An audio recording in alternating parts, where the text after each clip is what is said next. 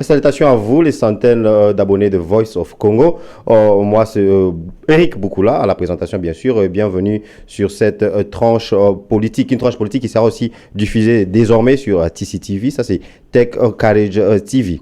Depuis le 23 août dernier, l'arène politique du Grand Congo est fortement secouée, fortement en ébullition. C'est là dû au début de travaux du comité préparatoire du dialogue. Un dialogue qui, bien sûr, a été préconisé par le président de la République depuis fin 2015. Et aujourd'hui, une année après, ce dialogue semble désormais prendre forme. En ébullition, pourquoi l'arène politique du Grand Congo? C'est parce qu'en fait, ce dit forum a séparé, a créé des dissensions au sein des partis et parmi les partis. C'est là entre les participants et les non-participants, ceux qui veulent participer et ceux qui ne veulent pas participer. Avec moi aujourd'hui sur mon plateau, j'ai le cadre d'un parti qui se veut centriste et qui en fait est l'un des uniques partis, peut-être l'unique parti de la diaspora, issu de la diaspora, qui a depuis le début soutenu ce dialogue. Bien sûr avec moi, j'ai le président et vice-président du devoir du gouvernement pour le peuple, le DGP en sigle. Il s'agit bien sûr de monsieur Chanel Chabani et monsieur Christian Mounene. Bonjour monsieur. Bonjour, monsieur le journaliste. Bonjour, monsieur Christian. Alors, je commence avec vous, monsieur Chanel.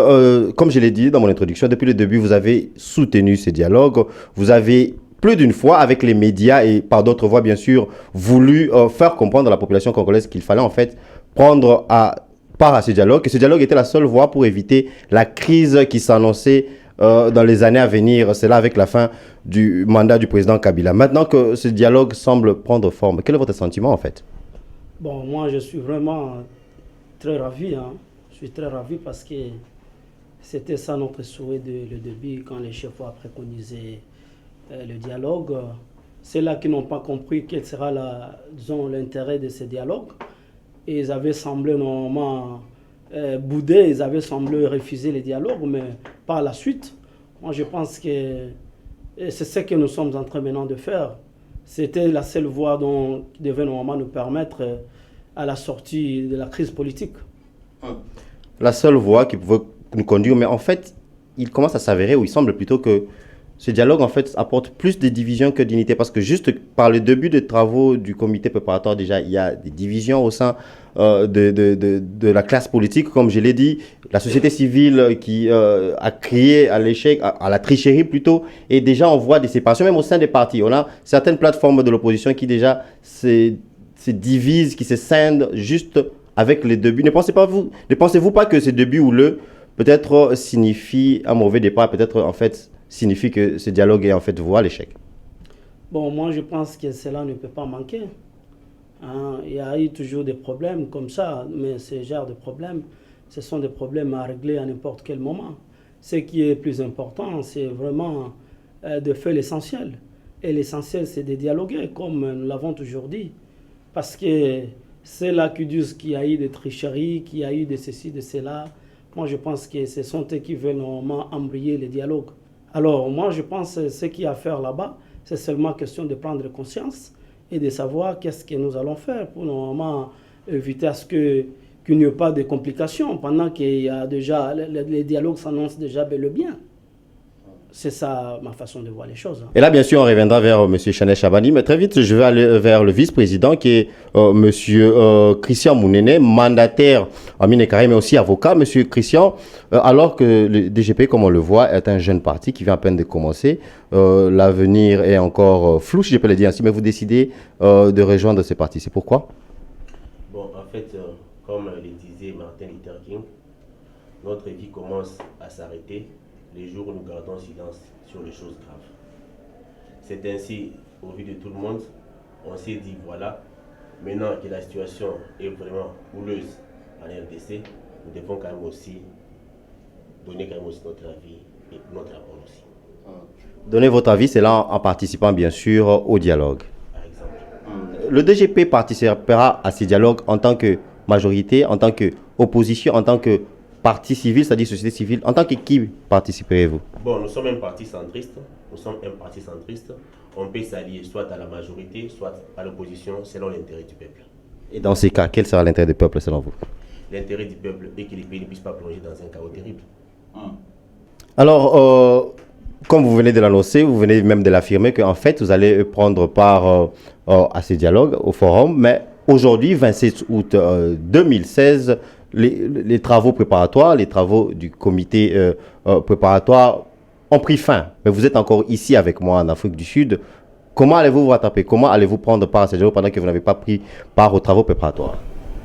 Monsieur Eric Boukoula, je pense que vous ne me parlez pas du retard. Parce que ce n'est que le comité préparatoire qui est en marche. Donc, la semaine prochaine, nous serons bel et bien à Kinshasa. Vous serez à Kinshasa pour participer au dialogue. Merci. Merci. Je vais revenir à M. Chanel Chabani. Monsieur Chanel, on a assisté à une radicalisation, pas une radicalisation, à une récusation, je dirais, de M. Edem Kodjo. Une bonne partie des poids lourds de l'opposition dans l'UDPS, dans le G7, ont en fait rejeté, ont récusé Edem Kodjo, qu'ils traitent de partial. Personnellement, quel est votre avis de ce facilitateur?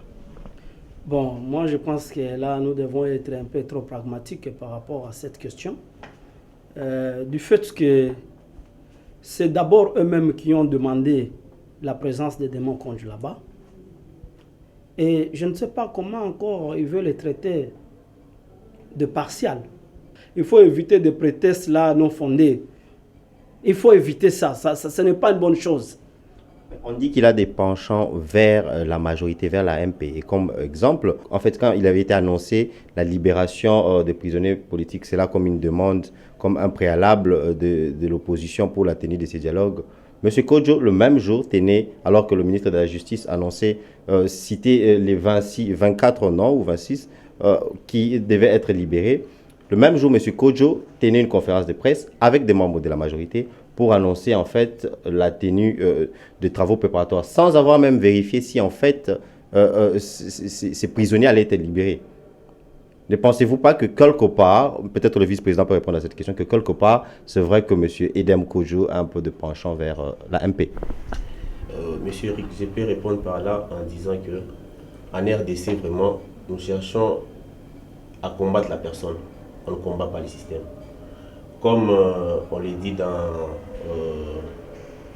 la loi portant sur organisation et fonctionnement des partis politiques, si je ne me trompe pas, 04/002 du 15 mars 2004, on définit la démocratie comme étant un système et non pas un fait.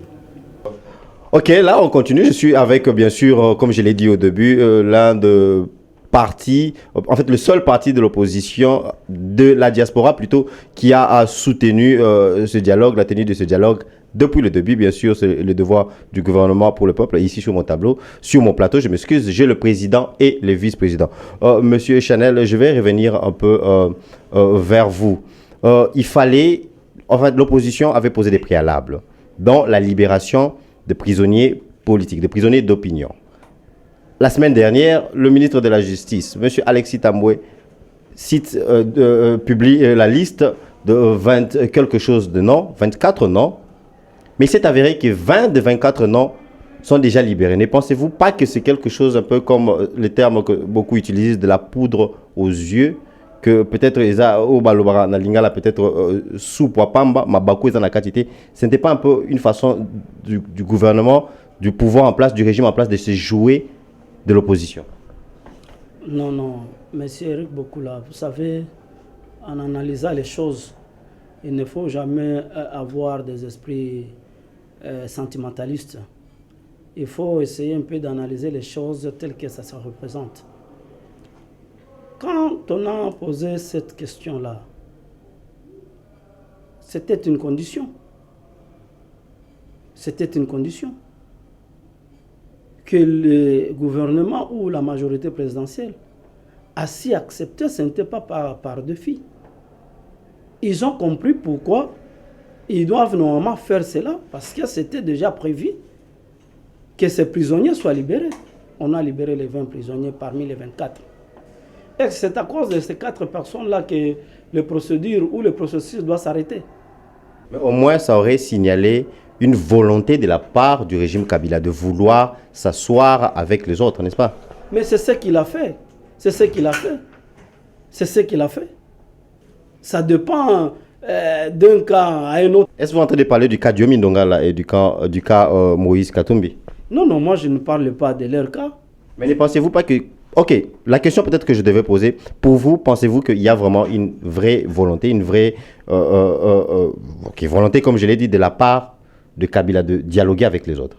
Mais comme celui qui était l'initiateur, celui qui a quand même souhaité à ce qu'il y ait un dialogue pourvu qu'il y ait quand même certaines assises par rapport disons, à ses propos, et c'est ce qu'il a fait. S'il était quelqu'un de mauvaise foi, moi je pense qu'il allait peut-être brandir autre chose ou il allait rester là-bas par défi. Mais du fait qu'il a compris, quand même que le pays ne peut pas marcher dans ce sens-là, il faut quand même qu'il y ait un dialogue qui va permettre à tout un chacun normalement de se tracer un chemin. C'est ainsi qu'il a accepté.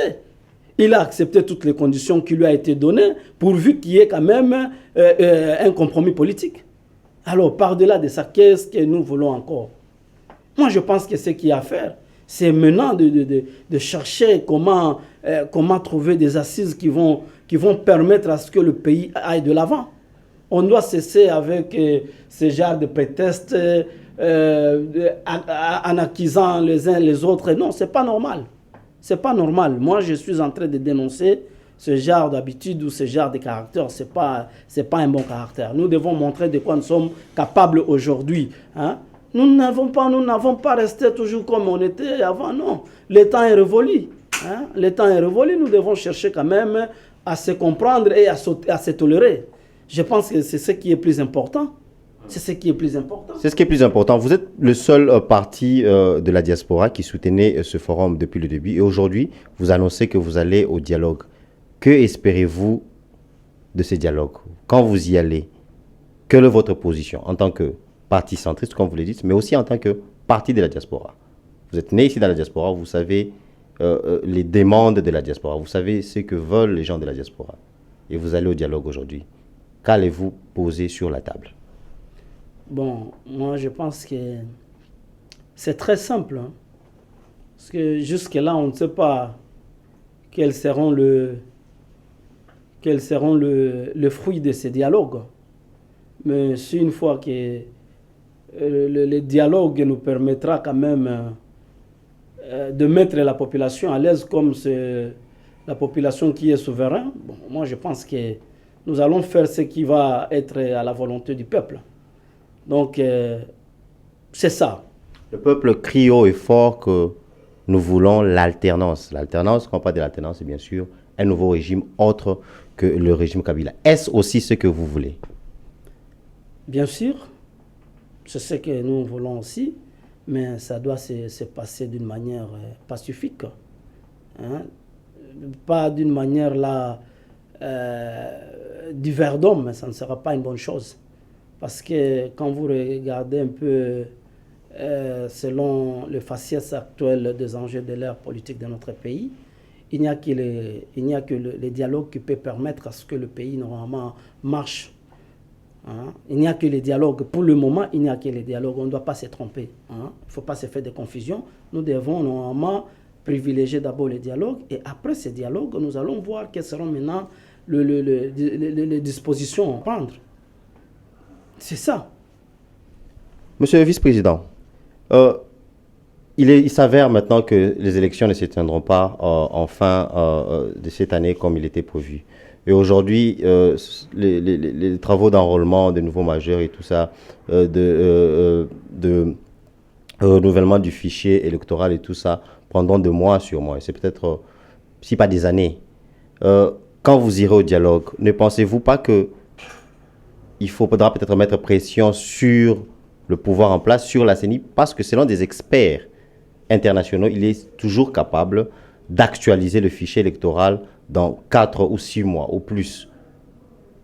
Ce point-là, est-ce parmi les points que vous apporterez sur la table au dialogue? Monsieur Eric, quand on parle du dialogue, on voit d'abord, je peux encore dire en d'autres termes, converser. C'est-à-dire, comme on dit toujours, l'intention vaut l'acte.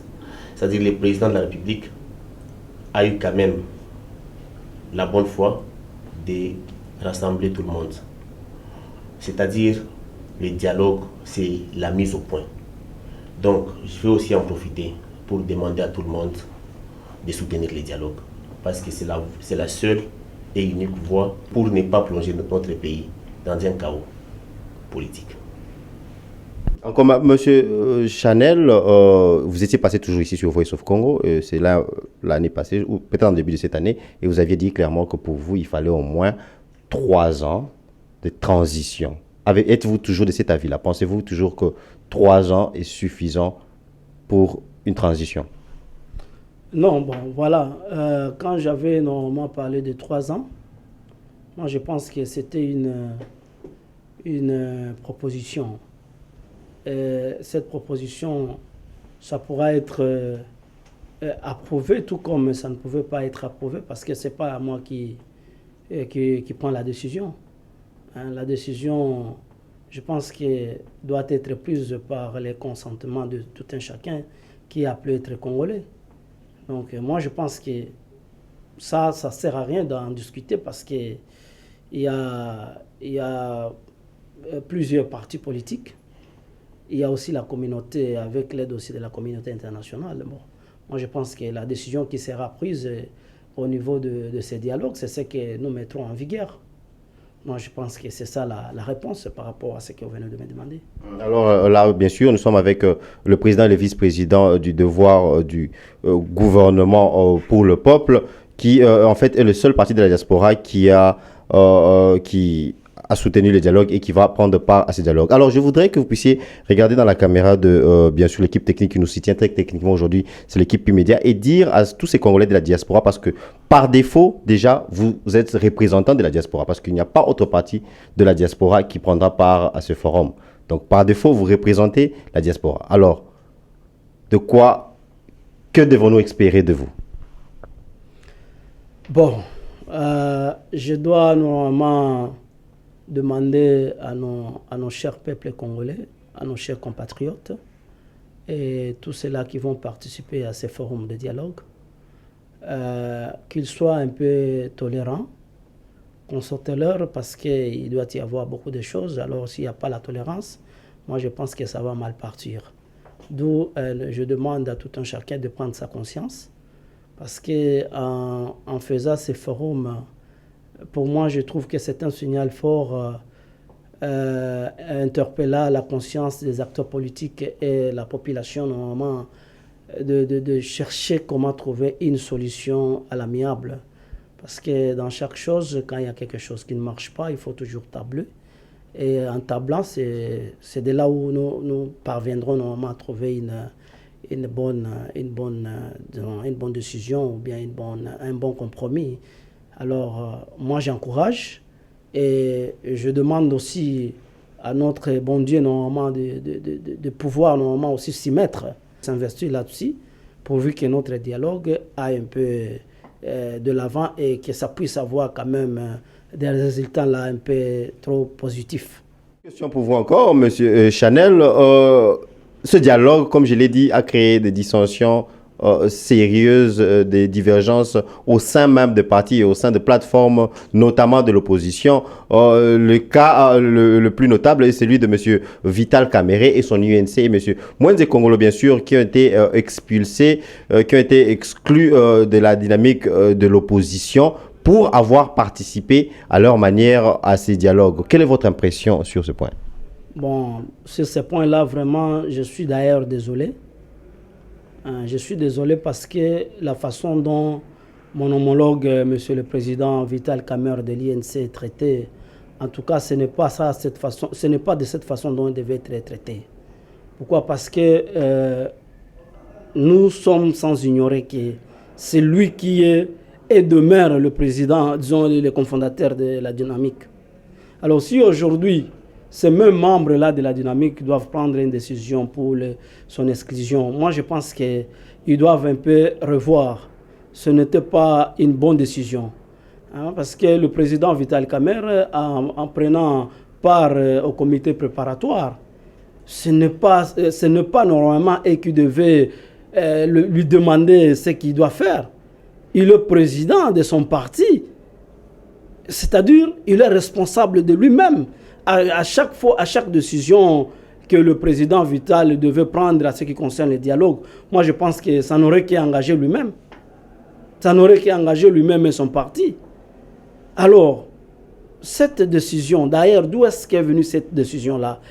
Même ce qui concerne le président Moïse Kongolo. Non, ils sont responsables, ce sont des grands responsables. Moi, je ne sais pas pourquoi nous, les Congolais, nous avons de telles habitudes. Hein, nous avons des idées là un peu bizarres. Ce ne sont pas des idées normalement encouragées. Ce ne sont pas des idées encouragées.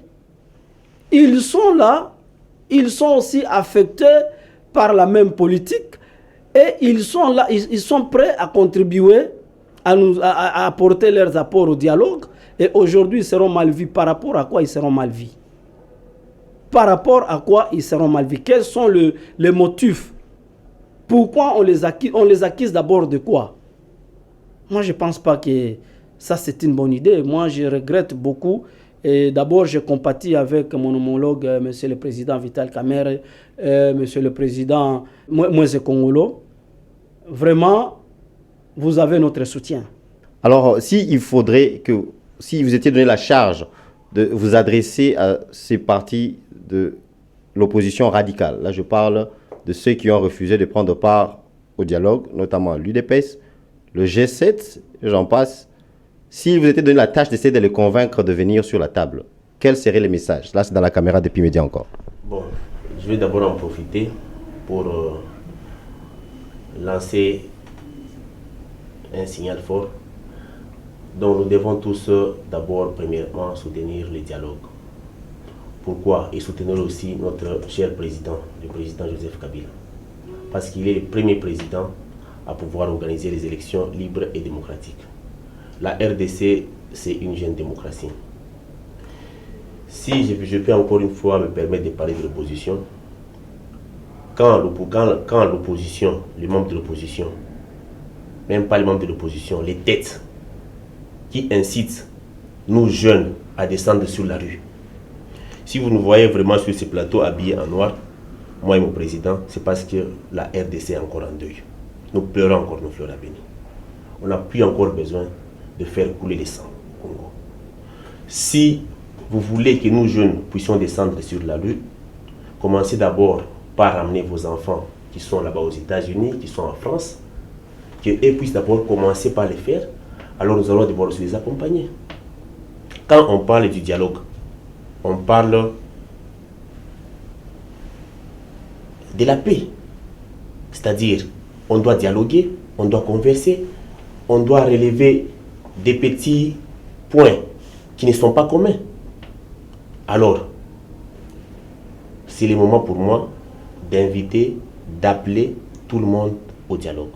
Ok, là c'est le message du vice-président du devoir du gouvernement pour le peuple qui, bien sûr, se lamente que un bain de sang n'est pas ce dont la jeunesse congolaise a besoin pour l'instant. Et si ces partis, ces leaders de partis de l'opposition veulent descendre sur la rue, ils devraient plutôt amener leurs enfants des États-Unis et tout ça. Là, bien sûr, lentement, mais sûrement, nous acheminons vers la fin de notre entretien avec ces cadres du DGP, le seul parti de la diaspora qui, bien sûr, prend part à ces 10 forums. Monsieur Chanel Malekera, avant que je ne passe la parole au vice-président pour son mot de la fin, Monsieur Malekera, vous étiez... vous revenez juste d'une tournée nord-américaine. C'était pour, bien sûr, installer d'autres cellules ou peut-être fédération de votre parti. Un bilan, très rapidement, un bilan de votre tournée. Oui, c'était positif. Hein? C'était positif.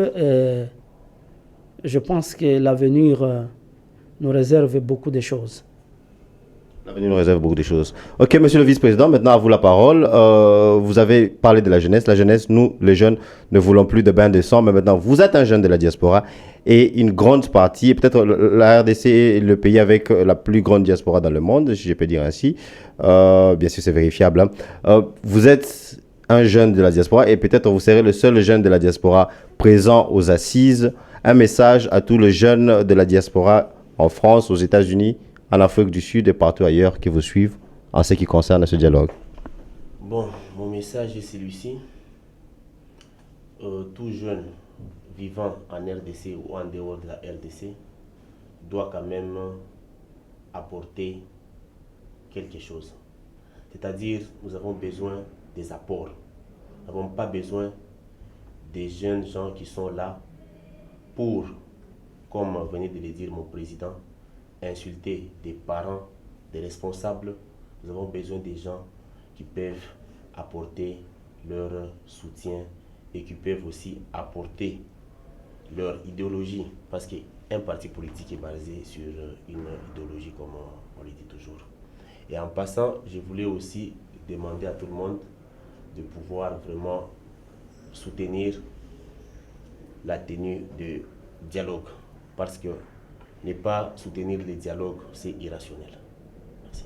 Ne pas soutenir le dialogue, c'est irrationnel. Merci une fois de plus de vous être branché sur Voice of Congo et TC TV, Tech Courage TV. À la technique, bien sûr, c'était la maison qui nous soutient toujours et toujours très techniquement, la maison Pi Media. Merci à vous et à la prochaine.